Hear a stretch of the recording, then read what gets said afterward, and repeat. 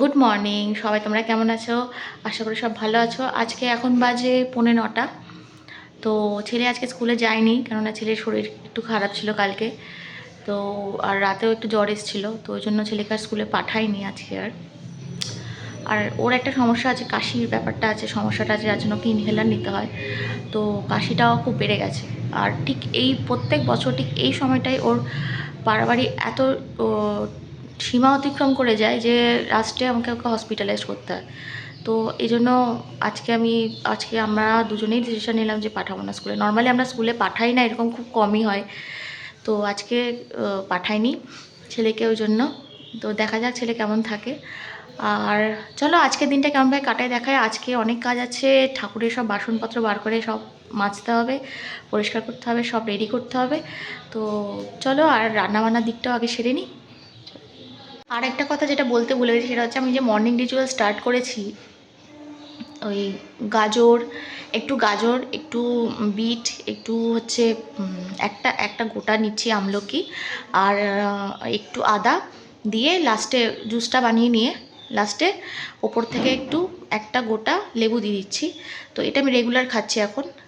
তো প্রথমে একটু খেতে কেমন লাগছিলো, এখন একটু ব্যাপারটা বুঝতে পেরে গেছে কীভাবে লাইট করতে হবে, কীভাবে জুসটা আরও বার করতে হবে ভালো করে। তো এখন আমি ব্যাপারটা বুঝে নিয়েছি একটু। তো যার জন্য এখন খেতেও বেশ ভালো লাগছে। তো ওটা কিন্তু আমি খাচ্ছি, তোমাদেরকে দেখানো হয়নি আজকে, কালকে অবশ্যই তোমাদেরকে দেখাবো। এখানে রান্না বসে গেছে। রান্নাতে আজকে হচ্ছে ফুলকপি, পোস্ত দিয়ে ফুলকপি হবে।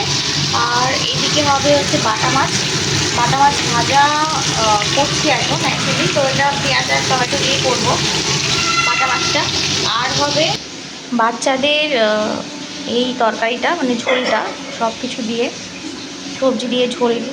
আর হবে থোড় ভাজা আর বেগুন ভাজা। আরও একটা মেনু আছে, সেটা এই লাউয়ের তরকারি হবে। এই হচ্ছে আজকের মেনু। আর এদিকে এরা শুরু করেছে অভিনব খেলা, এই যে ঘাড়ের উপর উঠে খেলা, যে কি মজা পায় এতে, যে সব থেকে উঁচু হয়ে গেলাম, সবার চেয়ে লম্বা হয়ে গেলাম। এতে যে এদের কী মজা হয়, দুই ভাই বোনই। ঐশী তো মানে সবসময়, আর্যও তাই, সব সময় কাকায়ের কোলে উঠে এরকমভাবে লাফাবে আর দুষ্টুমি করবে। আর কাকাই থাকলে বাড়িতে যে কী আনন্দ, দুজন ভাই বোনের, ওর বাবা আর ওর কাকা যদি থাকে, খুব আনন্দ। রান্না কমপ্লিট হয়ে গেছে। এখানে ফুলকপি পোস্ত, আর পাশে হয়েছে থোড় ভাজা। থোড় ভাজাটা একটু কমই হয়, কেননা অনেকটা থোড়ের বাইরের পোর্শনটা থাকে, ভেতরের পোর্শনটা কম থাকে। এদিকে বাটা মাছের ঝাল, 3 পিস বাটা মাছের ঝাল হয়েছে, কেননা আমি, ভাই আর অনামিকা খাবো। আর এখানে বাচ্চাদের বাটা মাছের ঝোল হয়েছে, কেননা সব সবজি দিয়ে বাচ্চাদের ঝোল করি প্রতিদিন, তো ঝোলটা হয়েছে।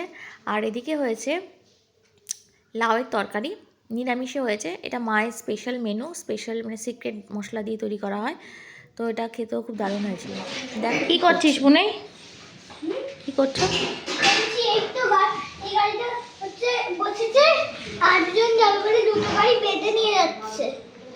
আটজন বসেছে? আচ্ছা, ঘুরতে যাচ্ছে। গাড়িটা ক সিটারের গাড়ি? দুটো গাড়ি ক সিটারের গাড়ি? 4 সিটারের গাড়ি। ওকে।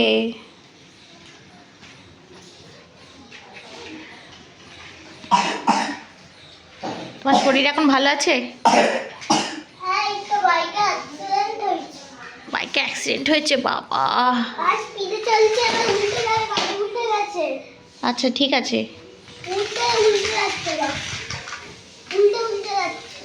তোমাকে স্কুলকে মিস করছো?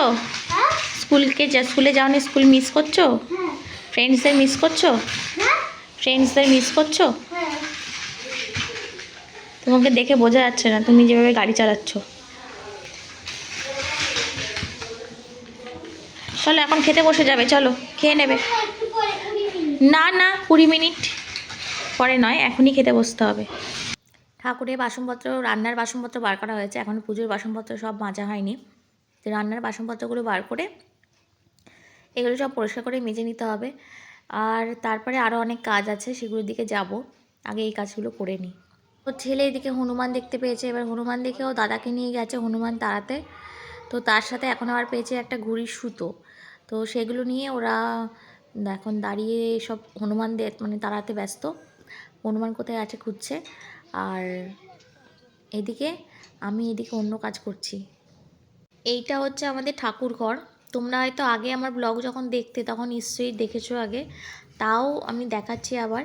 এটা হচ্ছে ঠাকুর ঘর আমাদের। এখানে যে সাইডটা প্রথমে দেখালাম ওটা আমাদের গুরুদেব থাকেন, আর এটা হচ্ছে আমাদের লক্ষ্মীর সিংহাসন, এখানে লক্ষ্মী দেবী থাকেন। তো কালকে বৃহস্পতিবারের পুজো ছিল, তো খুব সুন্দর করে মা ফুলমালা দিয়ে প্রত্যেক বৃহস্পতিবার মা সাজিয়ে রাখেন, খুব সুন্দর করে সাজান এবং সাজিয়ে পুজো দেন। তো এটা লক্ষ্মী, লোকনাথ বাবা, শিব ঠাকুর সব এখানেই আছেন। আর এই পাশের মাঝখানে বসবে হচ্ছে সরস্বতী ঠাকুর।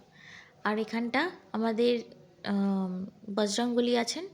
আর ওপরে সব মায়েদের ছবি, দক্ষিণেশ্বরের মা, আদ্যা মা, তারা তারা মা, এই মায়েদের সব ছবি রয়েছে ওপরে। আর এপাশে তো দেখালাম আমি তোমাদের লক্ষ্মীর সিংহাসন রয়েছে।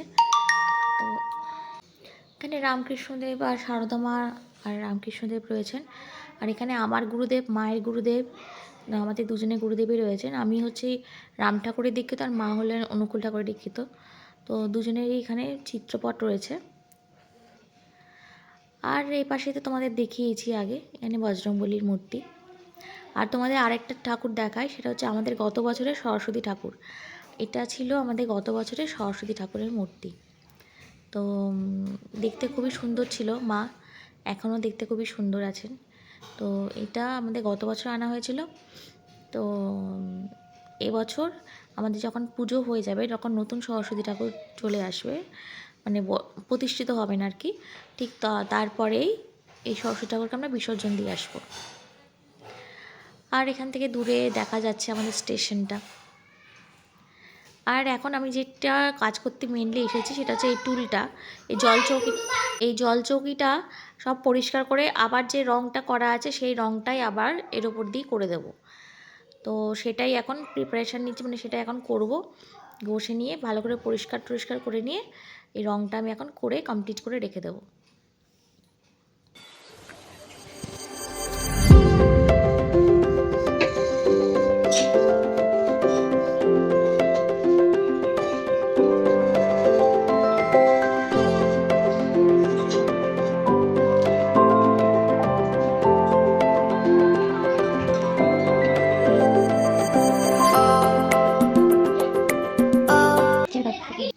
আর এখন ফাইনালি কমপ্লিট হয়ে গেছে, একটু বেঁকে গেছে সামান্য, যেটা আগেও ছিল বাঁকা, আমি তাই আর কিছু করিনি।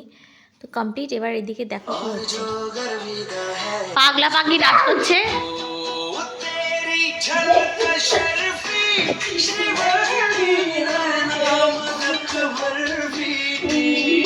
রোজ রাতে এখন এই নাটক চলে, রোজ রাতে এখন।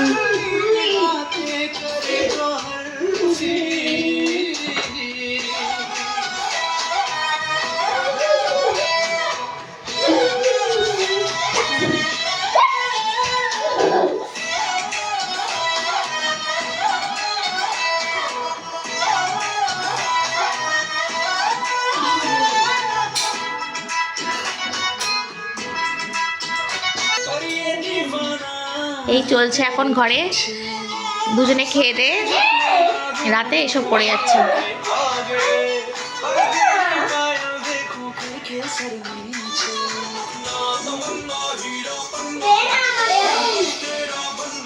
তো দেখছোই কি হচ্ছে, এখন দুজনে কীর্তন করছে।